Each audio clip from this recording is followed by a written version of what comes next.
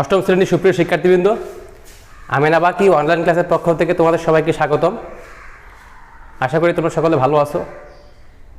আমিও তোমাদের দোয়ায় আল্লাহর রহমতে মোটামুটি ভালো আছি। প্রিয় শিক্ষার্থীবৃন্দ, আমি গত ক্লাসে তোমাদের অধ্যায় 11 পড়িয়েছিলাম।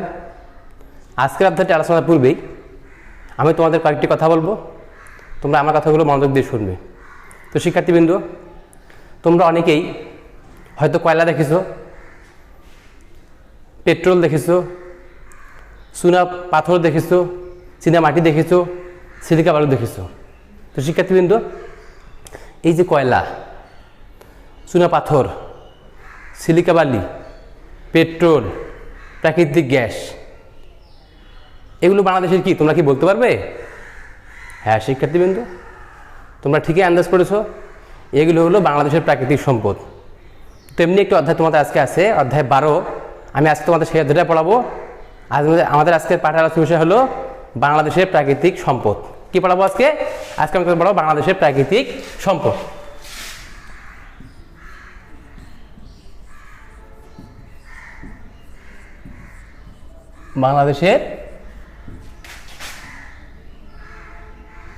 বাংলাদেশের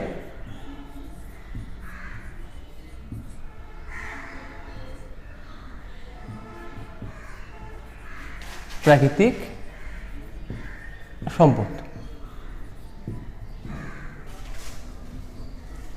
তো শিক্ষার্থীবৃন্দ, আমরা জানি যে প্রকৃতি থেকে পাওয়া সব দ্রব্য বা বস্তুকে আমরা সম্পদ বলি। প্রাকৃতিক সম্পদ আহরণ করে মানুষ তাদের অর্থনৈতিক সামাজিক জীবন উন্নত করেছে। প্রাকৃতিক সম্পদের পরিকল্পিত এবং সীমিত ব্যবহার আমাদের জীবনকে করেছে উন্নত। এই যে প্রাকৃতিক সম্পদ, তো এই প্রাকৃতিক সম্পদ আলোচনার পূর্বে আমাদেরকে জানতে হবে যে সম্পদটা আসলে কি, কোন বস্তুটিকে আমরা বলবো সম্পদ, এবং একটা বস্তুর কয়টি গুণ থাকলে সম্পদ হয়। আমরা এখন এর সম্পর্কে আলোচনা করব। তো শিক্ষার্থীবৃন্দ, আমাদেরকে প্রথমে জানতে হবে সম্পদ কি। তাহলে আমরা জানি এই সম্পদটা কি। তাহলে যে সমস্ত বস্তুগত, অবস্তুগত দ্রব্য সামগ্রী এবং সেবাকর্ম আমাদের অভাব পূরণ করে, চাহিদা মেটায়, সাধারণভাবে এই ধরনের দ্রব্য বা বস্তুকে আমরা বলবো সম্পদ। তাহলে আমরা কি শিখলাম? যে সমস্ত বস্তুগত, আমরা বোর্ডে লিখি, যে সমস্ত বস্তুগত ও অবস্তুগত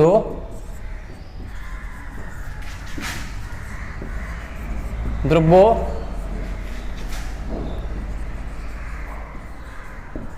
সামগ্রী আমাদের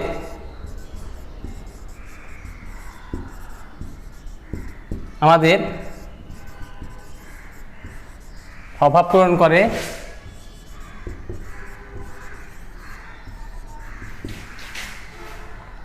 তাকে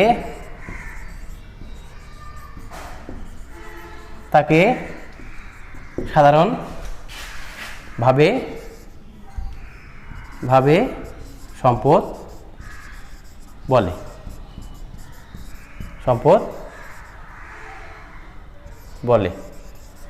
তো শিক্ষার্থীবৃন্দ, আমি এখানে একটা কথা উল্লেখ করছি, কথাটা কি? সাধারণভাবে। তাহলে নিশ্চয়ই বিশেষ অর্থে বা অর্থনৈতিক দিক থেকে সম্পদের আরেকটি সংজ্ঞা রয়েছে। সেই সংজ্ঞাটি কি আমরা জানি? হ্যাঁ শিক্ষার্থীবৃন্দ, আমরা এই সংজ্ঞাটি এখন জানবো। তাহলে অর্থনৈতিক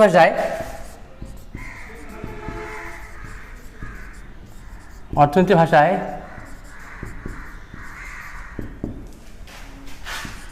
যে সব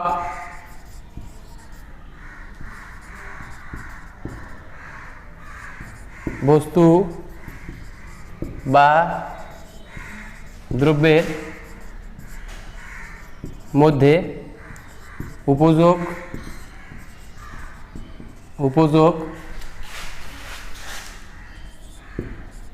হস্তান্তরযোগ্যতা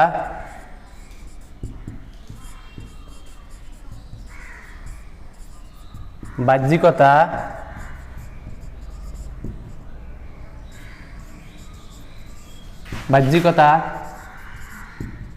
গুণ রয়েছে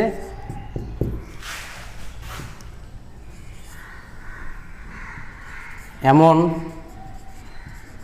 সব দ্রব্য বা সেবা কর্মকেই বলা হয় সম্পদ। সেবা কর্মকে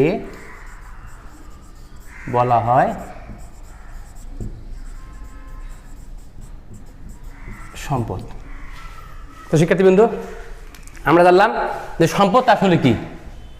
তো আমরা অনেক ভাগ্যবান যে আমাদের প্রকৃতি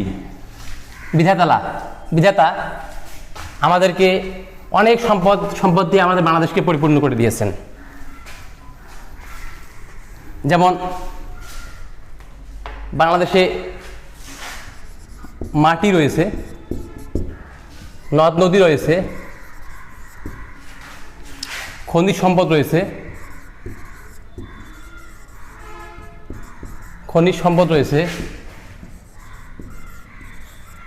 বনজ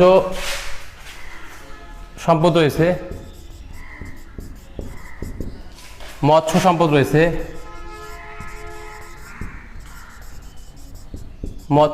রয়েছে,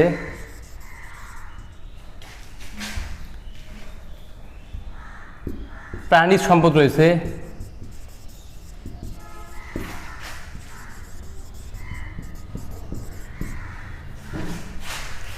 এবং সমুদ্র সম্পদ বাংলাদেশে রয়েছে।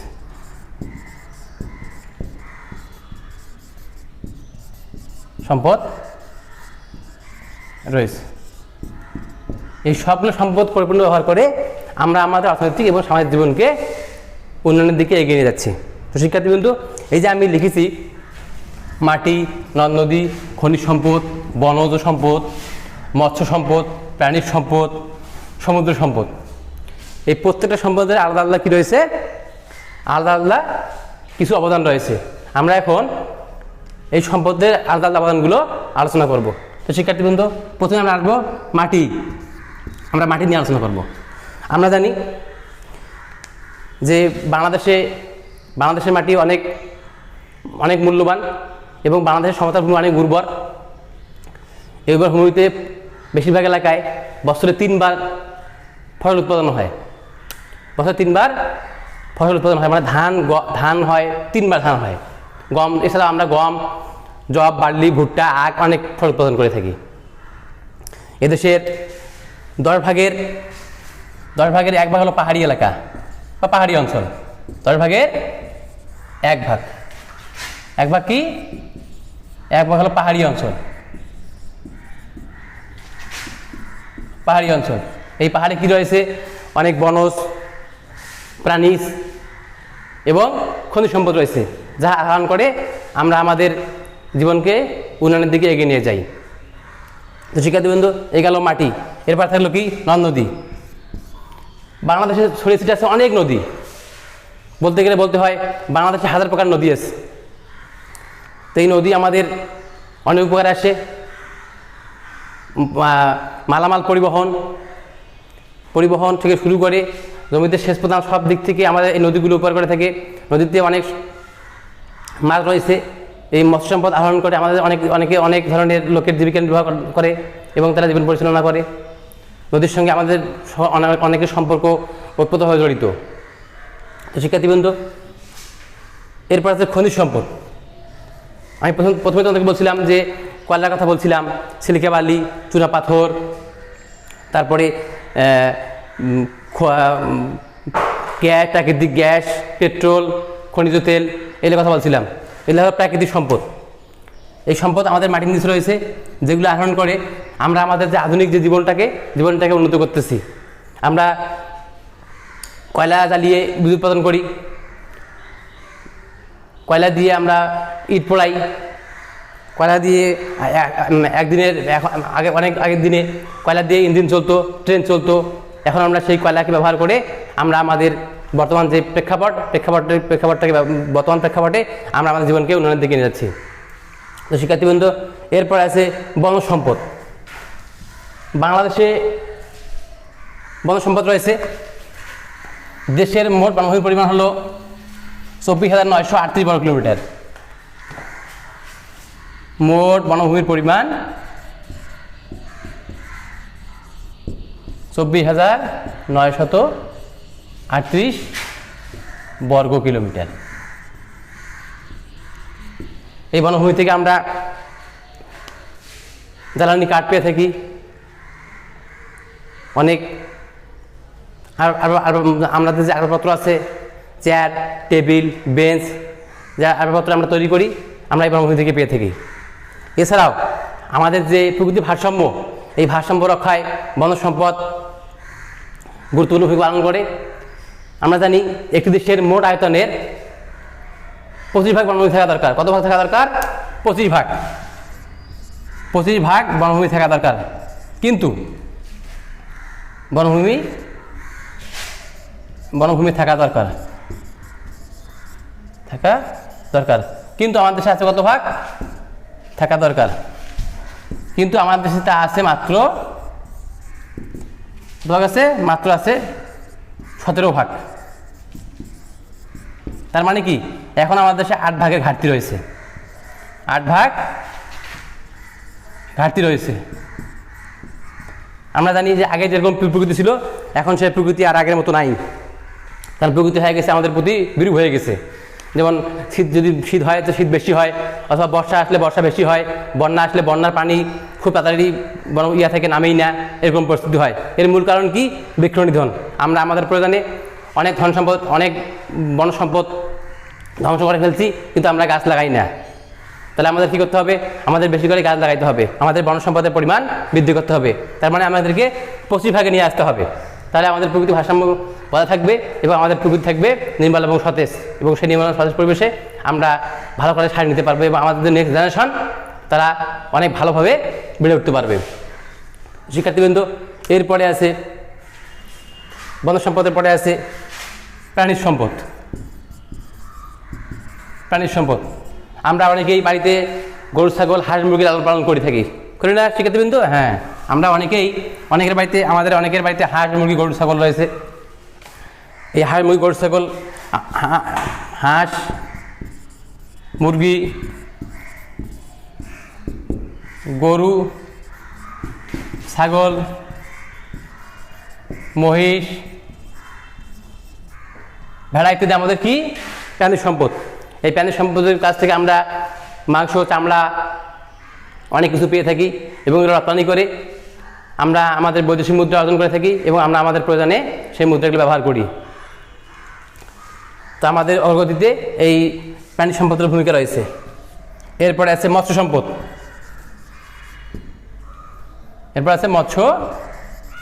মৎস্য সম্পদ।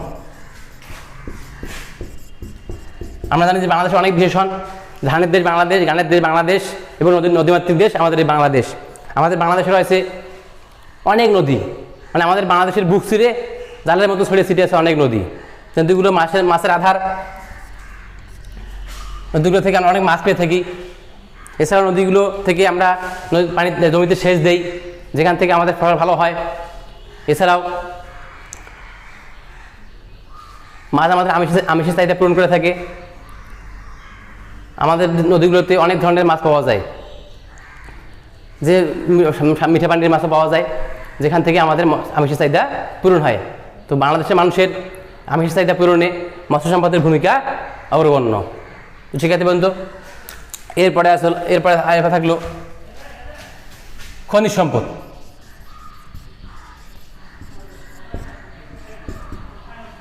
সমুদ্র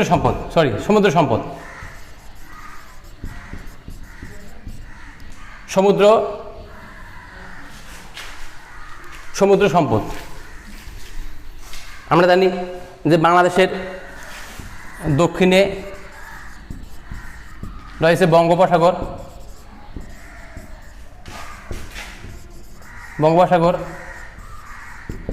এই সাগরে রয়েছে তেল, গ্যাস সহ অসংখ্য মৎস্য সম্পদ। এই তেল, গ্যাস, মৎস্য আহরণ করে আমরা অনেকেই জীবিকা নির্বাহ করে থাকি। এছাড়াও সমুদ্রের তীরে গড়ে উঠেছে অনেক বন্দর, যেমন মংলা সমুদ্র বন্দর, পায়রা সমুদ্র বন্দর।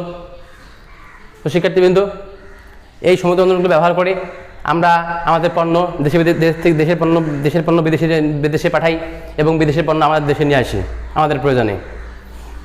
তো শিক্ষার্থীবৃন্দ, এই যে আমরা সম্পদগুলোর কথা আলোচনা করলাম, এই সম্পদগুলো বাংলাদেশের যে আর্থসামাজিক অবস্থা বা প্রেক্ষাপট পরিবর্তনে এই সম্পদগুলোর ভূমিকা খুব গুরুত্বপূর্ণ। আমরা এখন বাংলাদেশের আর্থসামাজিক অগ্রগতিতে এই সম্পদগুলো কী ভূমিকা রাখে, আমরা এখন এই ভূমিকা নিয়ে আলোচনা করব। তো শিক্ষার্থীবৃন্দ, আমরা এখন বাংলাদেশের আর্থসামাজিক অগ্রগতিতে প্রাকৃতিক সম্পদের ভূমিকা কী, আমরা এখন এগুলো আলোচনা করব। তো এখন আমাদের আলোচ্য বিষয় বাংলাদেশের অগ্রগতিতে বাংলাদেশের আর্থসামাজিক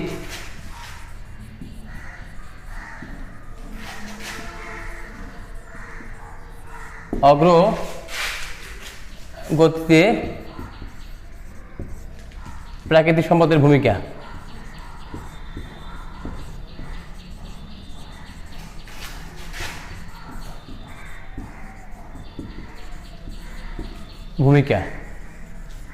আমরা এখন এই টপিক নিয়ে আলোচনা করব।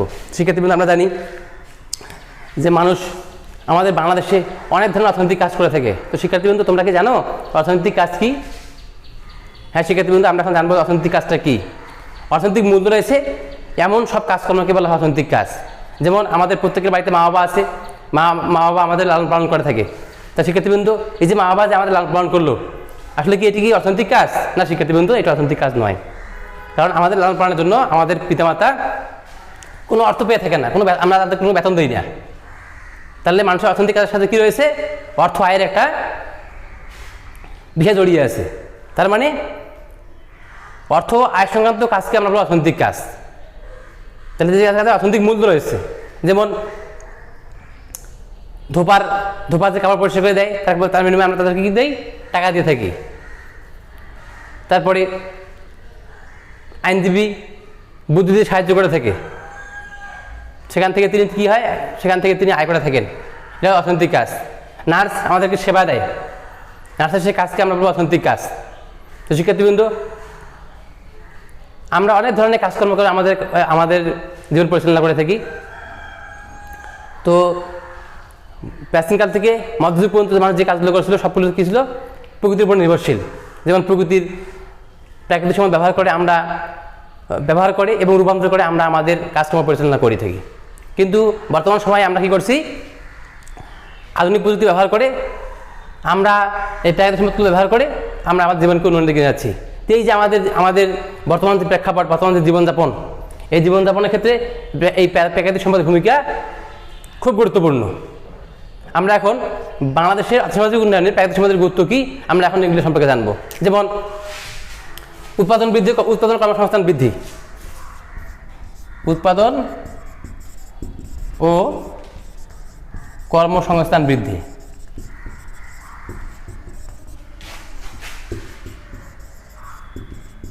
শিক্ষার্থীবৃন্দ, আমরা জানি যে একসময় আজকে যে আমরা সভ্য সমাজ বাস করি, একসময় আমাদের সমাজটা এই সভ্য সমাজ ছিল না। আমরা ছিলাম যাযাবর। আমাদের প্রাচীনকালে মানুষ ছিল কি? যাযাবর ছিল। তার মানে কি? তার যেখানে রাত সেখানে কাত। তারপরে তারা বনের ফলমূল পশু শিকার করে তাদের মাংস খেত। এক কথা ওদের একটা স্লোগান ছিল যে শিকার পেলে ভুরি বোঝ, না পেলে হলো উপোস। এই ধরনের কর্মকাণ্ড তারা করতো। আজকে সেই চিন্তা করলে আমরা তাদের থেকে হাজার হাজার গুণে ভালো আছি, আমাদের আজকে কোনো কিছু শেয়ার করতে হয় না। তো সেই অবস্থা থেকে মানুষ কৃষি ব্যবস্থা শুরু করে এবং বন্য পশু পাখি মানুষ বানাতে শুরু হয় কৃষিভিত্তিক সমাজ ব্যবস্থা। তার ওই প্রেক্ষাপটে আজকে আমাদের এই বাংলাদেশ। তো এই বাংলাদেশের অগ্রগতিতে উৎপাদন ও কর্মসংস্থান বৃদ্ধি। আমরা জানি যে প্রাকৃতিক সম্পদগুলো, আমাদের যে মাটি আছে, আমাদের মাটি অনেক উর্বর। এই উর্বর মাটিতে আমরা অনেক ফসল ফলাই এবং বর্তমানে যে বৈজ্ঞানিক পদ্ধতি চাষাবাদ, উন্নত বীজ, সার, কীটনাশক এগুলো ব্যবহার করে আমরা আমাদের উৎপাদন বহুগুণে বাড়িয়ে ফেলেছি এবং আমাদের বাংলাদেশ খাদ্য স্বয়ংসম্পূর্ণ হয়েছে এবং আমাদের দেশের খাদ্য বিদেশে আমরা রপ্তানি করে থাকি। এবং এই যে আমাদের উৎপাদনমুখী যে কার্যক্রম, এর কারণে কি হয়ে গেছে, আমাদের উৎপাদন বেশি হওয়ার কারণে আমাদের সঞ্চয় বৃদ্ধি হয়েছে এবং আমরা শিল্পে বিনিয়োগ করতেছি। এই কারণে অনেক মানুষের কর্মসংস্থান হচ্ছে এবং বেকার সমস্যা লাঘব হচ্ছে। এই জন্য আমরা উৎপাদন বাড়ছে, উৎপাদন আমাদের বৃদ্ধি হয়ে গেছে, আমাদের কর্মসংস্থান বাড়ছে, এই জন্য আমাদের দেশে মাথা পিছু আয় বেড়ে গেছে। তাহলে উৎপাদন বৃদ্ধি এবং কর্মসংস্থান সৃষ্টিতে আমাদের প্রাকৃতিক সম্পদের ভূমিকা কি খুব গুরুত্বপূর্ণ। এরপরে শিক্ষার্থীবৃন্দ কি আছে, সুষম খাদ্যের যোগান।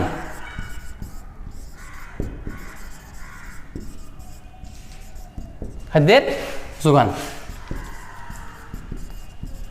আমরা জানি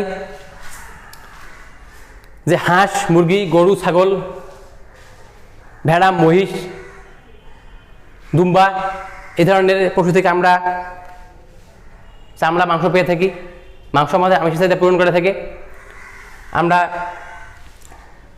যারা শিক্ষিত আছি, সর্বশিক্ষিত আছি, বর্তমান বাংলাদেশে অনেক ধরনের যুব উন্নয়নের প্রশিক্ষণ রয়েছে। আমরা সেখান থেকে প্রশিক্ষণ গ্রহণ করে আমরা উদ্যোক্তা হব। সরকারি চাকরির দিকে লক্ষ্য না করে আমরা উদ্যোক্তা হব, নিজের দিকে অনেক এর হাঁস, মুরগি, গরু, ছাগল পালন করব, খামার তৈরি করব। তাহলে আমাদের কী হবে, বেকার সমস্যা দূরীভূত হবে এবং বাংলাদেশের বেকারত্বের হার কমে আসবে এবং বাংলাদেশের যে সুষম খাদ্যের চাহিদা আছে, চাহিদাগুলো পূরণ হবে। এই কৃষি আমাদের এই সুষম খাদ্যের যোগানটা দিচ্ছে। তাহলে আমরা বেশি বেশি করে হাঁস, মুরগি, গরু, ছাগল লাগাবো এবং আমাদের দেশকে সুষম খাদ্যের অভাব থেকে মানুষকে মুক্ত রাখবো। তো শিক্ষার্থীবৃন্দ, এই সুষম খাদ্যের যোগান আমাদের কী দিয়ে থাকে, এই প্রাকৃতিক সম্পদ দিয়ে থাকে। তো সুষম খাদ্যের যোগান বৃদ্ধিতে আমাদের সামাজিক সম্পদের গুরুত্ব রয়েছে। এরপরে হলো সেচ সুবিধা প্রদান। সেচ সুবিধা প্রদান।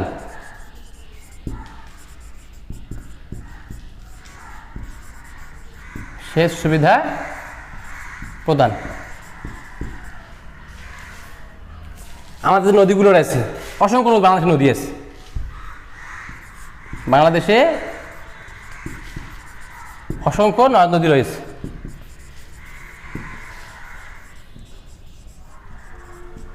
এই নদ নদীগুলো আমাদের মৎস্য এবং পানি চাহিদা পূরণ করে। এছাড়াও আমরা যে নদ নদীতে পানির প্রবাহ মানে কাজে লাগিয়ে আমরা বিদ্যুৎ তৈরি করতেছি, আলো জ্বালাচ্ছি, এটা আমাদের নদ নদীর অবদান।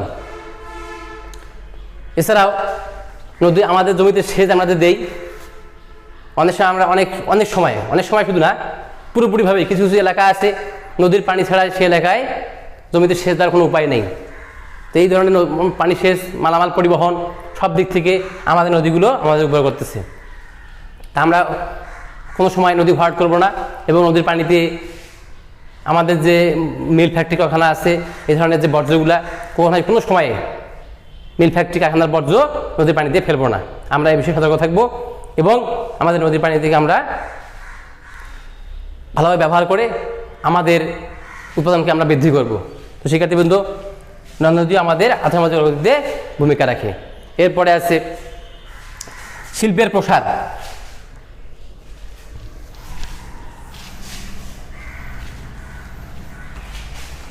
এরপর হলো শিল্পের প্রসার।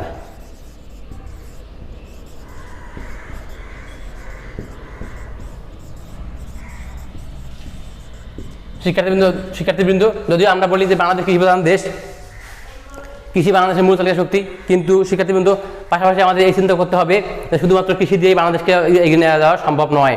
এর পাশাপাশি কী রয়েছে, আমাদের উৎপাদিত বিভিন্ন পণ্যের যোগানের ভিত্তিতে আমাদের দেশে অনেক শিল্প কারখানা রয়েছে। এই শিল্প কারখানার উৎপাদনে আমরা আমাদের চাহিদা পূরণ করে আমরা সেই পণ্যগুলো বিদেশে রপ্তানি করি এবং সেখান থেকে আমরা অনেক বৈদেশিক মুদ্রা আয় করে থাকি। উদাহরণ হিসেবে বলা যায় যে আমরা একসময় বলতাম যে পাট হলো বাংলাদেশের সোনালী আঁশ, the jute is called the golden fibre of Bangladesh. এই পাটের সুনাম ছড়িয়ে এনেছে আমাদের পাট শিল্প। তা আজকে এই শিল্প ধ্বংসের তার প্রান্তে চলে এসেছে। তো আমাদেরকে কী করতে হবে, শিল্প উৎপাদন বৃদ্ধি করতে হবে। আমাদের যে কৃষি পণ্যগুলো আছে, এই পণ্যের বহুজাতিক সংরক্ষণ ব্যবস্থা আছে, আমাদের সংরক্ষণ করতে হবে। তাহলে আমরা আমাদের উৎপাদন বৃদ্ধি করে আমাদের চাহিদা পূরণ করার পর যে অতিরিক্ত বাড়তিগুলো থাকবে, সেই বাড়তি সম্পদগুলো আমরা কী করব, আমরা আমাদের প্রয়োজনে জমা করে রাখে সঞ্চয় করব এবং আমরা শিল্পে বিনিয়োগ করব। বিনিয়োগ অর্থ হলো উৎপাদনের কাছে অর্থ লগ্নি করা। তাহলে আমাদের কি উৎপাদন বৃদ্ধি হবে এবং শিল্পের প্রসার ঘটবে। শিল্পের প্রসার ছাড়া বাংলাদেশের উন্নয়ন কখনোই সম্ভব না। তা আমাদেরকে এই কথা চিন্তা করে আমাদের শিল্পের প্রসার ঘটাতে হবে। এই শিল্পের প্রসারের ক্ষেত্রেও বাংলাদেশের প্রাকৃতিক সম্পদের ভূমিকা অপরিসীম। এরপরে রয়েছে বনজ সম্পদের ভূমিকা। শিক্ষার্থীবৃন্দ, এবার হলো বনজ সম্পদের ভূমিকা।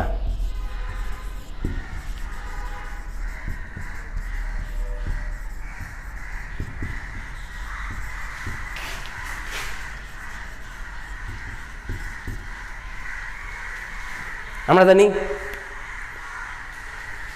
যে প্রকৃতি, বনাঞ্চল, বৃক্ষরাজ দিয়ে আমাদের প্রকৃতি ভারসাম্য রক্ষা করে। এই বনাঞ্চলের বনভূমি থেকে আমরা কাঠ, জ্বালানি, আসবাবপত্র সব কিছু পেয়ে থাকি। এবং আমাদের দেশে এক শ্রেণীর মানুষ আছে যারা কী করে, বনের মধু, কাঠ এগুলো সংগ্রহ করে জীবিকা নির্বাহ করে। তো বাংলাদেশের উন্নয়নে, বাংলাদেশের আর্থসামাজিক উন্নতিতে এই বন সম্পদের ভূমিকাও অপরিসীম। তো আমরা কি করব, আমরা আমাদের প্রয়োজনে অবশ্যই গাছ আমরা কাটবো, কিন্তু আমরা আমাদের প্রয়োজনে অবশ্যই গাছ লাগাবো। তাহলে কি হবে, আমাদের প্রকৃতি থাকবে আমাদের ভারসাম্য এবং আমাদের প্রকৃতি প্রাণ ফিরে পাবে।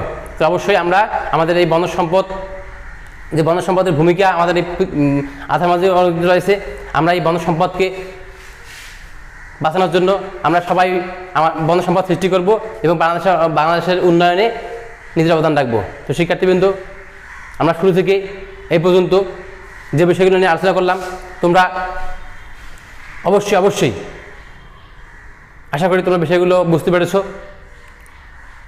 তো তোমরা বাসায় ভালো করে আরও দেখবে। তো শিক্ষার্থীবৃন্দ, তোমরা এখন খাতা বের করো, আমি যাদের বাড়ি কাজ দেবো, তোমরা বাড়ি কাজগুলো ভালোভাবে সম্পন্ন করবে। বিদ্যালয় খুললে আমি তোমাদের বাড়ি কাজগুলো পর্যবেক্ষণ করব। তো শিক্ষার্থীবৃন্দ, তোমরা বাড়ি কাজটি লিখে নাও খাতায়। বাংলাদেশের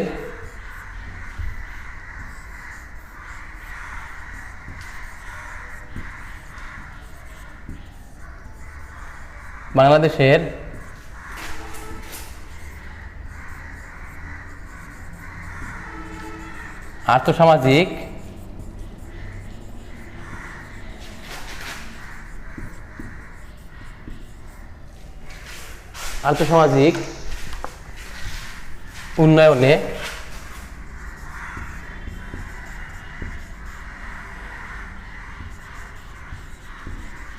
উন্নয়নে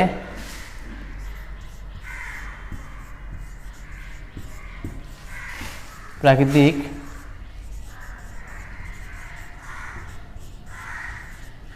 সম্পদের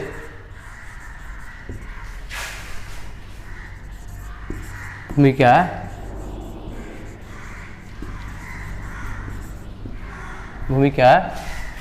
মূল্যায়ন করো।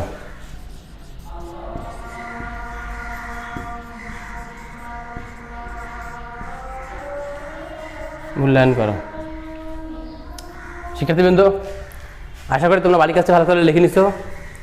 তোমরা বাড়ি কাজটি ভালো করে সম্পূর্ণ করবে। আমি বিদ্যালয় খুলে তোমাদের বাড়ি কাজটি পর্যবেক্ষণ করব। তো শিক্ষার্থীবৃন্দ, তোমরা সবাই ভালো থাকবে আর অবশ্যই ঘরে থাকবে এবং নিরাপদ থাকবে। ধন্যবাদ সবাইকে। আসসালামু আলাইকুম।